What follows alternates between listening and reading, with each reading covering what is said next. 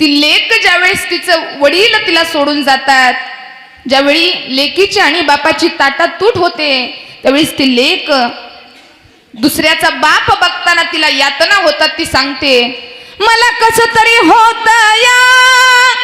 बाप लोकाचा सांगताना, हुंदका दाटून येतो या गोष्ट बापाची सांगताना, काय दुखल खुपल तो पाटकोळी घ्यायाचा, काय दुखल खुपल तो पाटकोळी घ्यायाचा, मला पाटकोळी घेऊन मला डॉक्टर दावायचा,